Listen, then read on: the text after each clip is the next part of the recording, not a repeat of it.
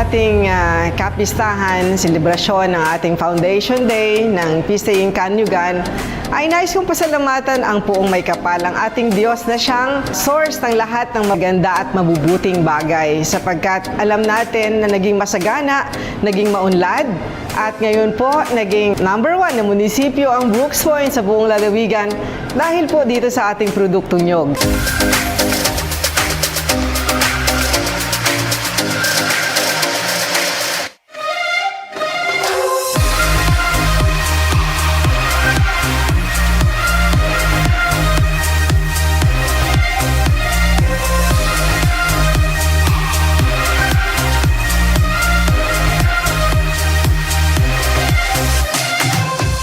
Diriwang ng ika-14 na taon ng Kanyugan Festival ngayong 2019, tampok ang masasaya at makukulay na aktibidades.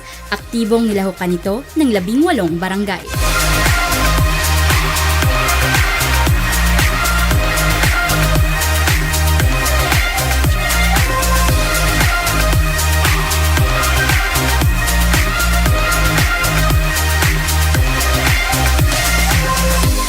Sa pagbubukas ng Agri-Trade Fair, bumida ang mga ipinagmamalaking produkto ng bayan. Maraming produkto, maraming pagkain ang naipoproduce ng isang nyog at ito yung puno na talagang walang masasayang.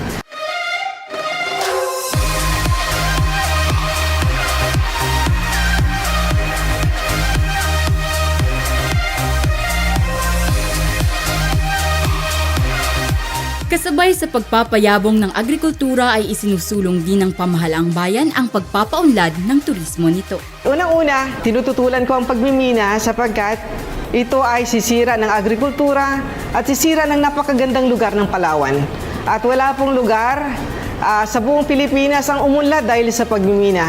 Pero maraming lugar ang umunlad dahil sa turismo at agrikultura. Brooks Point, ang dami-dami po na mga potential. Isa sa mga potential ay yung sa agrikultura. Unang-una na igagawin ko sa Brooks Point ay yung i-encourage sila na tumaya. Alam ko naman si Mayor Jean talagang tumaya na, nagumpisa ng tumaya.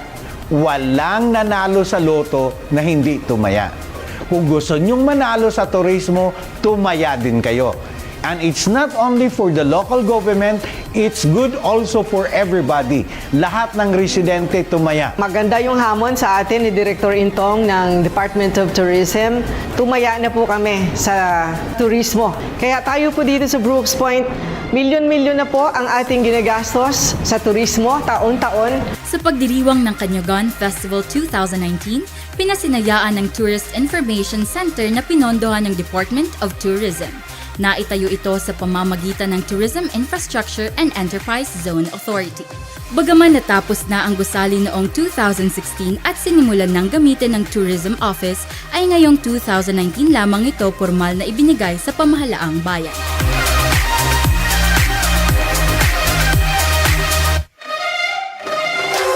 Kaugnay sa patuloy na pagdevelop ng turismo at agrikultura sa bayan, pinuksan din ang AgriWorld. Ang AgriWorld ay isa sa mga proyekto sa ilalim ng pamamahala ni Mayor Feliciano. Ito ay 6 na ektaryang agritourism site na nabili ng pamahalaang bayan sa Sitio Lada, Barangay Pangubilyan.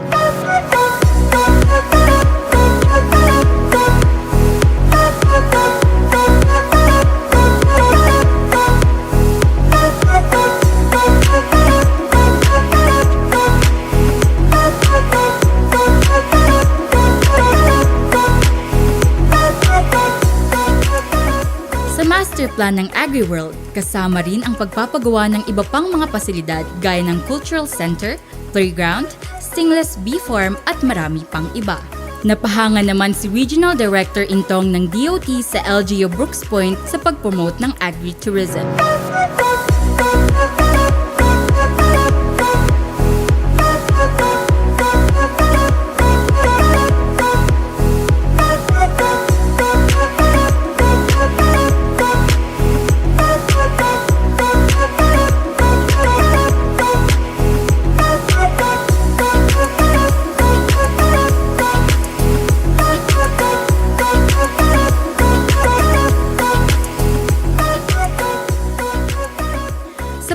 Patuloy na pagpapaunlad ng layon ng programang ito na hikayatin ang mga mamamayan na makiisa sa pamahalaang bayan sa pagdevelop sa nasabing atraksyon sa paanan ng Mount Maruyog sa Barangay Tubtub.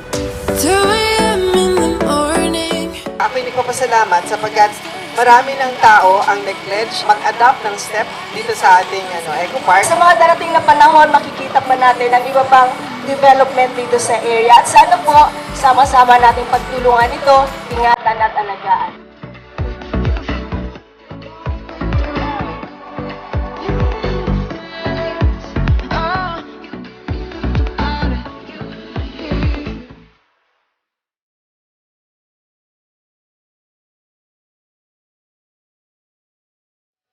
Isa rin sa mga inaabangang aktibidad sa Kanyugan Festival ay ang Coco Culinary Contest. Nagtagisan ng husay sa pagluluto ang mga mag-aaral mula sa iba't ibang eskwelahan sa bayan.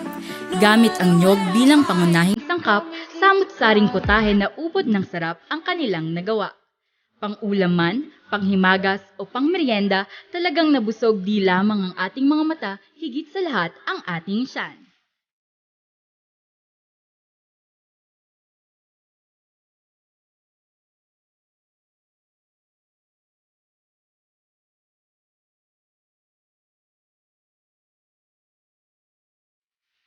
So, kaya kami gumagawa ng ganitong contest para po maimbento ng aming mga high schoolers or elementary na makakabuo sila ng mga gandang pagkain at pwede na rin masabi natin na dito lang nila matatagpuan sa Boost Point yung pagkain na ginagawa nila.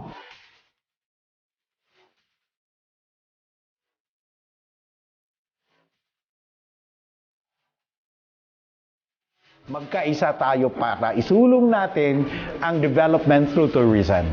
Samantala, heto naman ang iba pang mga highlights na ating inabangan sa pagdiriwang ng Kanyugan Festival 2019.